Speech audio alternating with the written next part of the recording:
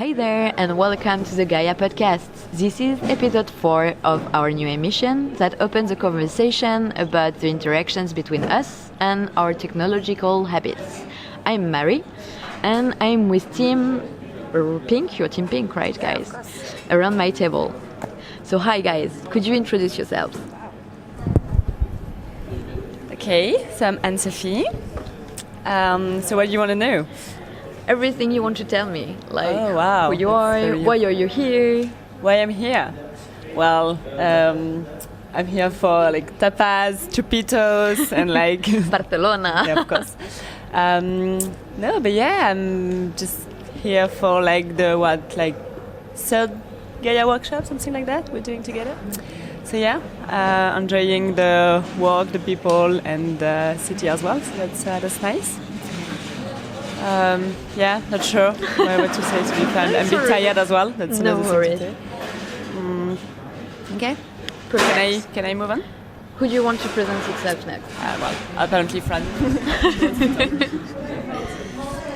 Hi, I'm Francesca. I'm a professional Gaia workshop attendee. Dream job, really. It's my dream job.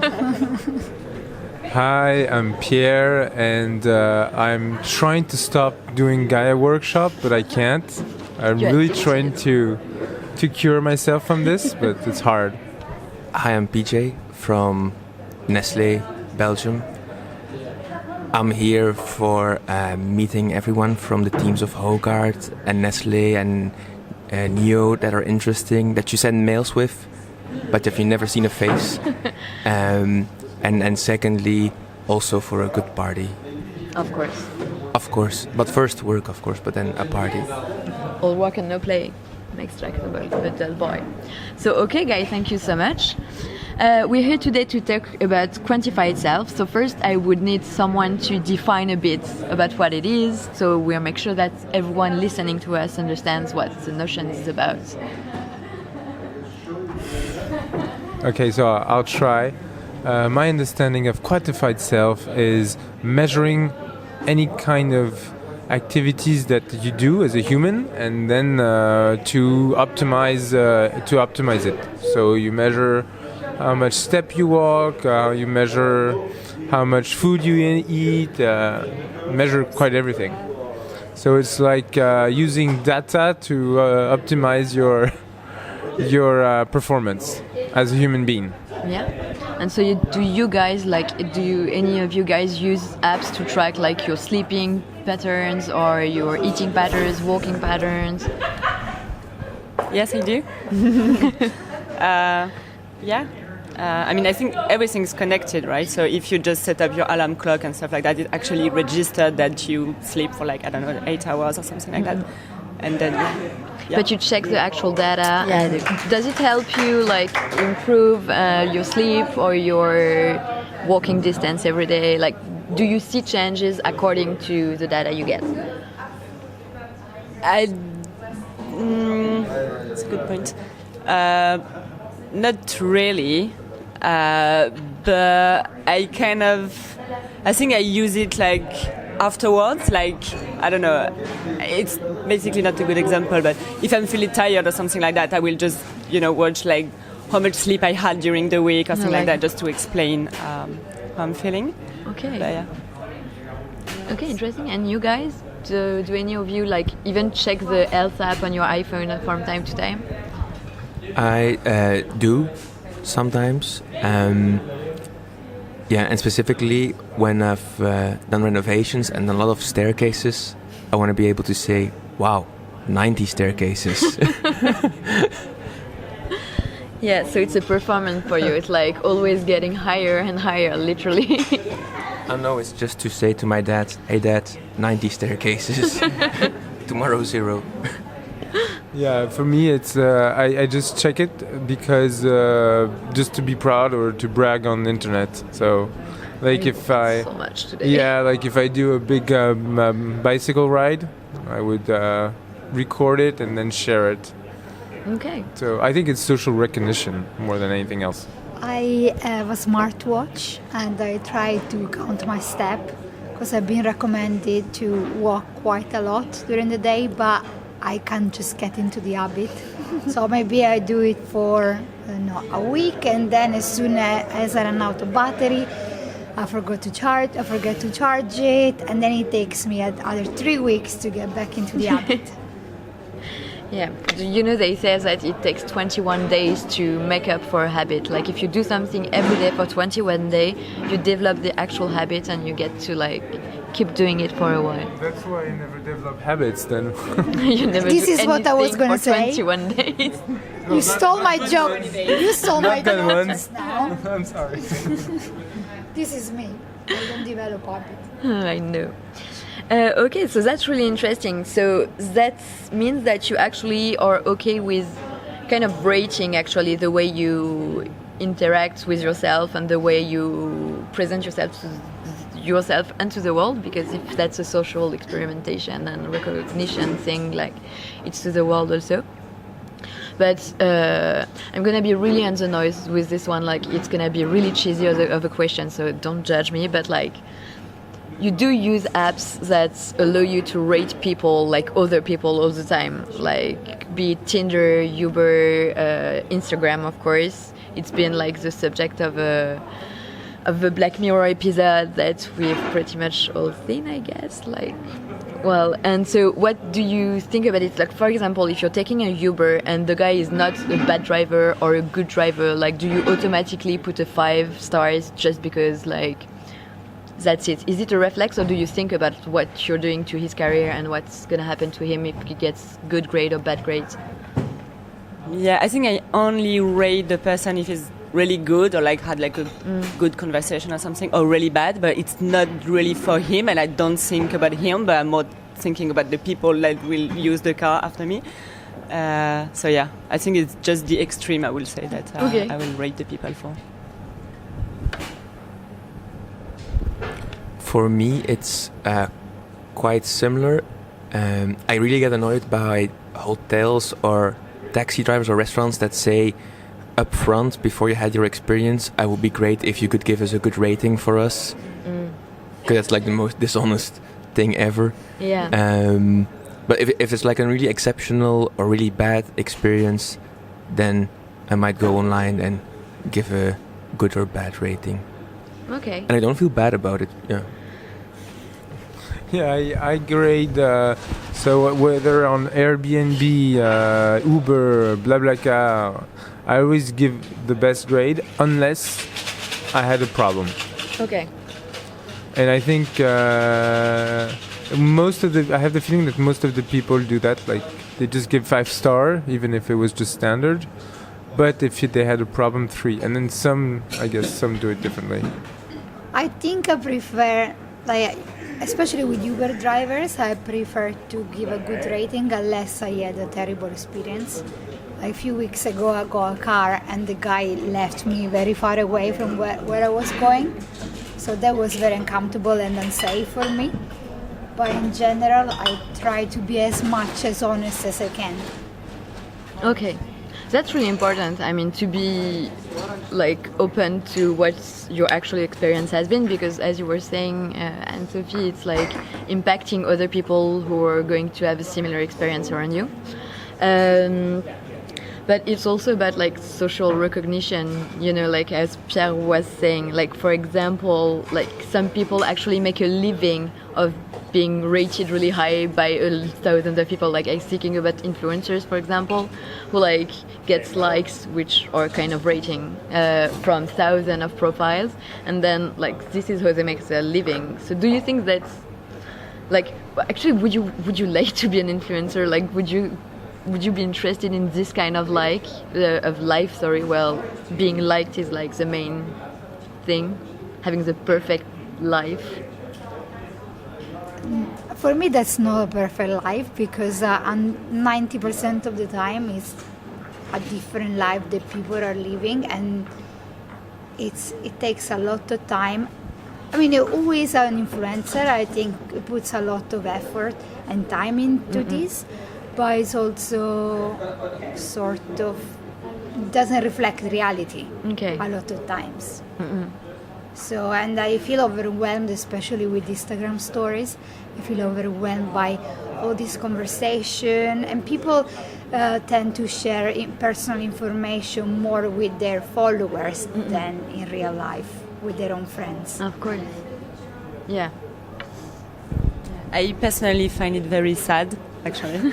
So I definitely don't want to do that at all. I think I don't post a lot, and I don't feel myself, I don't know, like proud or like any recognition from others, like through likes on social medias and stuff. So I'll say no, definitely. I wouldn't want to be an influencer because if it's like a job per se, then if you have a passion and you want to share it, that's a bit different. But I think there's studies that show that having likes and stuff like this is like dopamine. So it's like the new drug, and people are addicted to it, and that's why a lot of people open Instagram in the morning first thing and check who watched their story and stuff like that. But yeah, it's I wouldn't want to be too addicted to that. Yeah, honestly. And I think it is also more stressful than you would think, because sometimes you see the stress that comes with an influencer, YouTube or Instagram or whatever, to continuously find new content or new things and the work that goes into it. And because it's so quantifiable, if a certain video, certainly a new one has less average views or positive ratings than the previous one, the stress that comes with it. Yeah. And like a fun anecdote was like last year in August, like the global Nestle Instagram account, they asked like employees to do a takeover, and via our corp.com they asked, is it okay for you? They need someone quickly to do like that. You get the login of the global Instagram of Nestle, and I think it's like, I don't know if it's like 300,000 people or something now. The global Instagram page to follow it, and you have to do you have to make some posts of you in the work environment. And you have to make a mapping and a planning, and needs to be checked. But I was a bit stressed because there was no one in between. I got the login, and if I would put a picture, like for example, like a dumb picture or mistake or something, it's for the whole world under the Nestle banner. Or if your friends would have danced and dropped on your story. Enhanced quality of life, this is the slut drop. Yeah, but also the work. It was like I spent, because they requested you to make 2 posts a day and then like 8 stories per day, and I was thinking, okay, feasible, but I spent the whole afternoon doing that and finding just new content. I asked the guy, can we go on the roof to take a picture, and it takes work. Yeah, so it was it's a lot of work. effort. But actually that brings us to another question, like as a brand, when you're rated by your community, because now with internet, like people rate brands, like rate Airbnb and the services it provides, for example. So you are at the mercy of your consumers.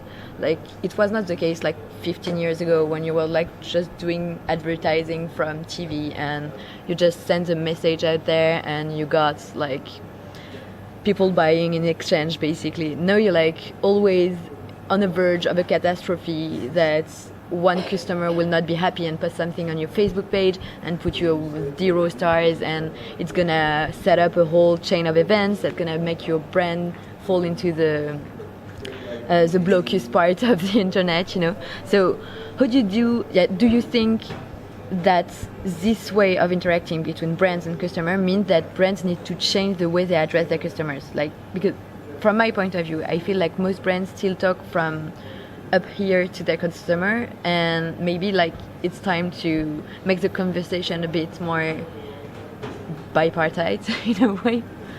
Yeah. But for me, I often wonder, but also in conversations with people, if you're not in a work environment, if you have like a different opinion, how many people change their opinion even if you give rational info? Yeah. Because the feeling most consumers, then we say, oh no, but it's recycled plastic and it's actually better than glass. Yeah, even if you say that, they will not stop their or change their beliefs so often. So it's probably more. It's tougher for brands because one person can hurt you very badly, but then it's also fairer in a way because it also means that as a brand you need to really be on top of what you do. Yeah. Now it's different for me for Airbnb stuff, because Airbnb rating, you can have one person destroying your rating, Yeah. and then, well, you could just close your account, basically. And that could be an irrational thing. But in the relationship between people, I don't think it works well. In the relationship between brand and consumers, I think it's a more fair thing. Okay. Yeah, I don't know exactly what I think about it or if I have really an opinion about it, but yeah, I think like just social media and like ratings in general are changing everything, as you said. So I don't know if there's a way the brand should speak to people so it gets okay or at least not worse or something like that. I think, yeah. I think, yeah, all the kind of standards have changed. So now I don't really know what will be the solutions to, not be like ruined on the public place. I'm not sure there is one now. I think there's no limit now. So I'm not sure. I don't know. Okay.